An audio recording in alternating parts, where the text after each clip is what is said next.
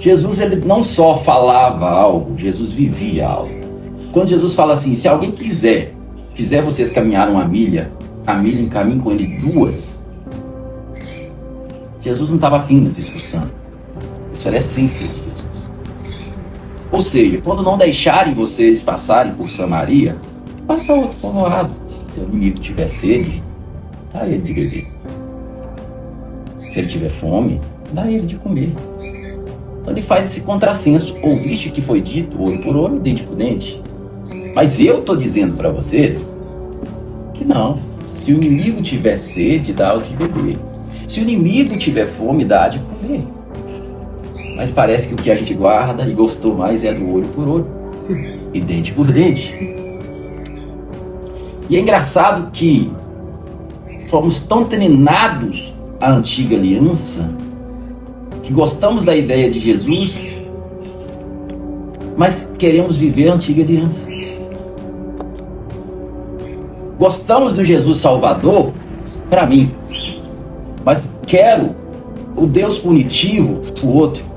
E o que isso vem nos ensinando tanta coisa?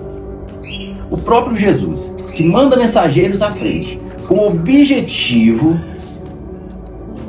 que tudo seja preparado com antecedência. O mesmo Jesus que criou todo um roteiro, porque ele era organizado, ele não era bagunçado. Esse mesmo Jesus não colocou o roteiro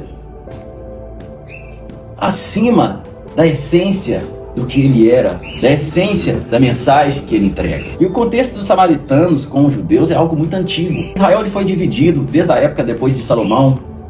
Salomão se corrompe, aí vem o filho Roboão, que vai lá e aumenta os impostos dos povos, e porque ele faz isso e com arrogância, né? Falando que se meu pai era rígido, eu sou muito mais, porque deixou de ouvir os anciões e foram ouvir os jovens amiguinhos.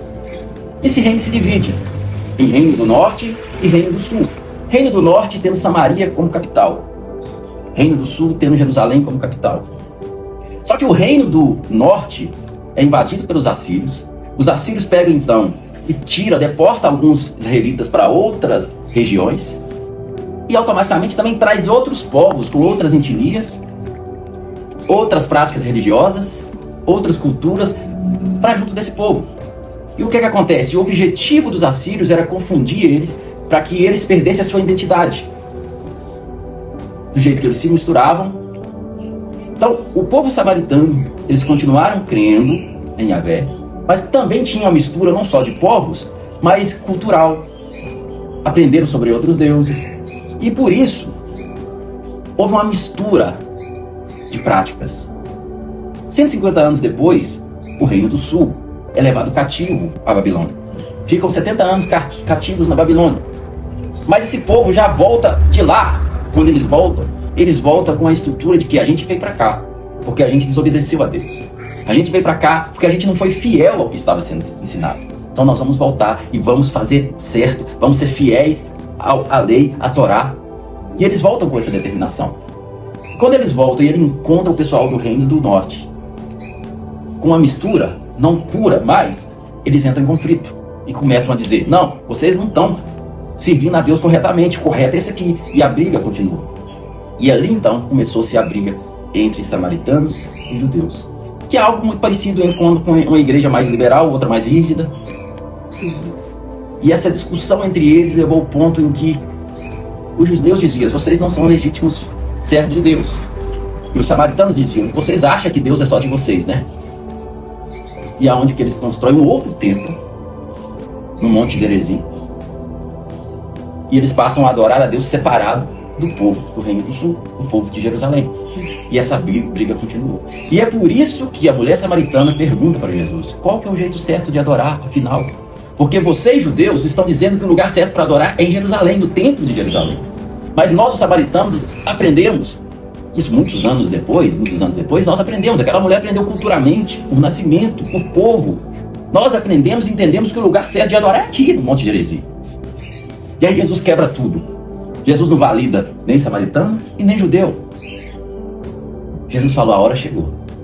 O tempo agora chegou, em que os verdadeiros adoradores adorarão o Pai em espírito e em verdade. Não é em Samaria, não é no Monte Gerizim, nem em Jerusalém, no templo.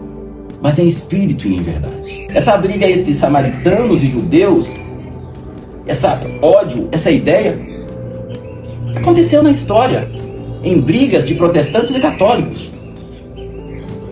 Se mataram, ambos crendo em Jesus, mas odiando entre si.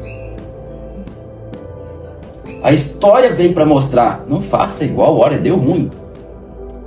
Mas é tão interessante como a história só vai se repetindo. Isso quer dizer que invalida? Há quem aprenda e há quem repita. Essa passagem nos mostra claramente que Jesus era organizado, em primeiro lugar. Ele se preparava para as coisas, enviava pessoas à frente. Mas essa mensagem também nos mostra claramente que Jesus veio apaziguar. Jesus veio mostrar um outro reino. O meu reino não é desse mundo.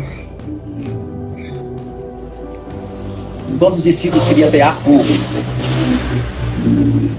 enquanto nós queremos boicotar, enquanto nós queremos xingar, Jesus diz, para com isso. Jesus chama, vamos passar para o outro povoado. Esse Messias que veio usa um samaritano para dar exemplo de amor.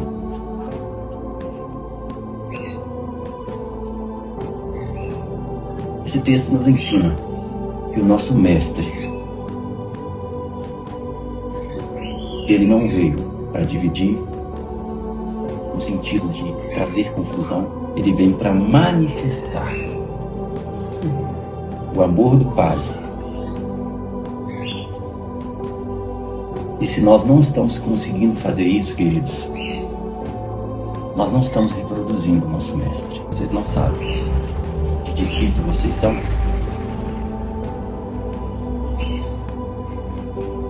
Enquanto a religião divide, enquanto a religião existe nós e eles,